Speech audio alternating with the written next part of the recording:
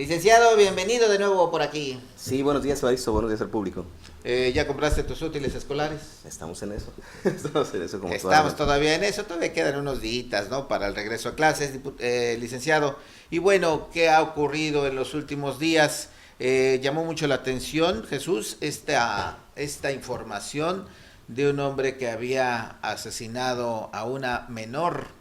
Y esto se da cuando en el ambiente hay una situación de exigencia porque se atiendan los feminicidios. La Comisión Independiente de los Derechos Humanos, organizaciones civiles, incluso en la Ciudad de México también ha habido manifestaciones. Toda esta circunstancia nos hace ver acerca de este tema, acerca del feminicidio y en particular hacia los menores de edad. ¿Qué tratamiento tienen de acuerdo con la ley este tipo de asuntos verdaderamente criminales?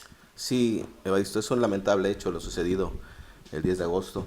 Si una menor de edad ha sido violentada de forma sexual y aparte se le ha arrebatado la vida, desgraciadamente en la legislación de Morelos no se cuenta con una amplia determinación de las acciones legales que deban generarse en ese sentido, ya que sí se contempla el feminicidio, pero no el feminicidio infantil. En alguna ocasión cuando estuvimos aquí platicando, yo mencionaba sobre los índices o altos índices de feminicidios que existían y entre ellos pues se daba mucho a la niñez en razón de género, es decir, en las niñas.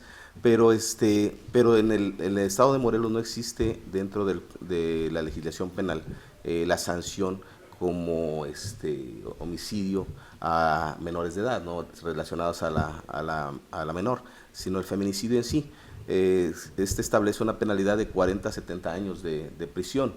Desde luego se entiende pues que por el impacto social que ha generado debería de ser severa la sanción en contra de la persona que haya cometido ese delito o ese crimen, pero en sí tenemos aún todavía muchas lagunas en el estado sobre las cuestiones de feminicidio infantil, que en este caso no se tipifica de esa manera porque la legislación no lo contempla así.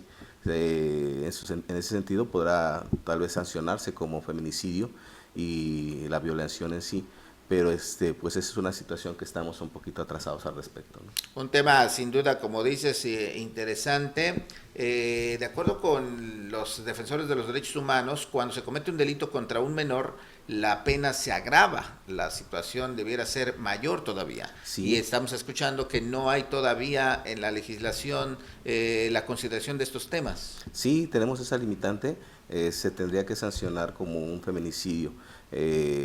Por tratarse del género, ¿no? Y en este caso por el aspecto sexual que se tuvo en relación al hecho. Sin embargo, no se tipifica como un feminicidio infantil, ¿no? La sanción, pues la severidad de esta data hasta los 70 años o señala hasta los 70 años.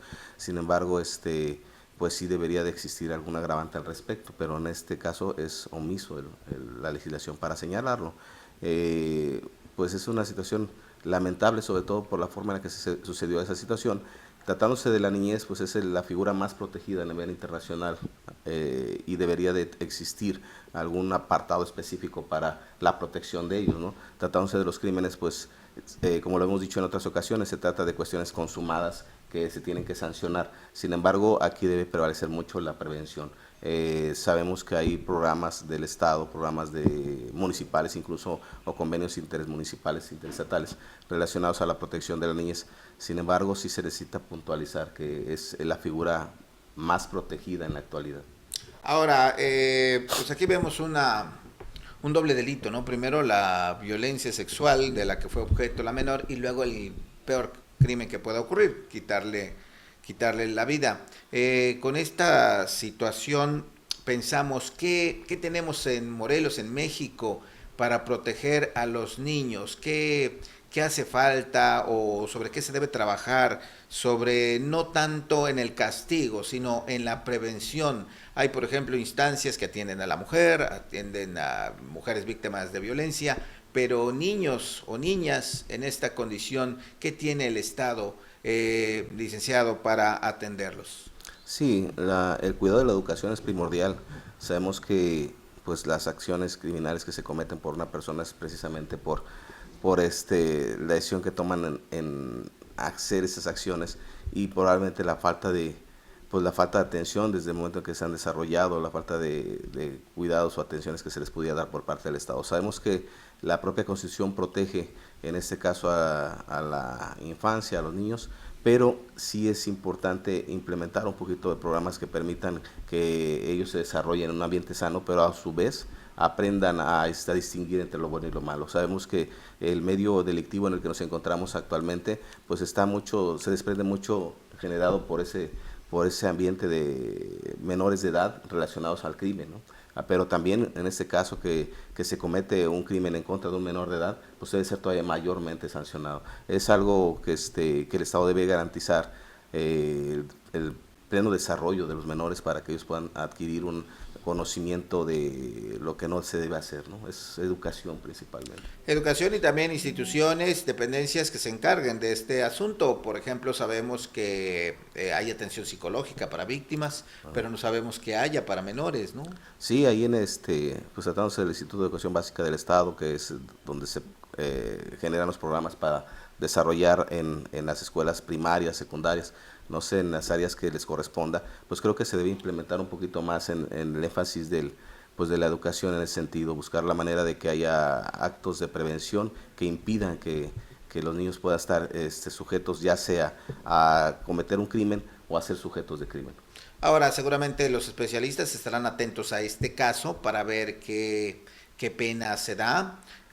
Por un lado, habrá que ver cuáles son todas las situaciones que se le consideran para dar en el proceso darle la sentencia. Y por otra parte, licenciado, la víctima, ¿qué corresponde en este caso a los familiares de la víctima?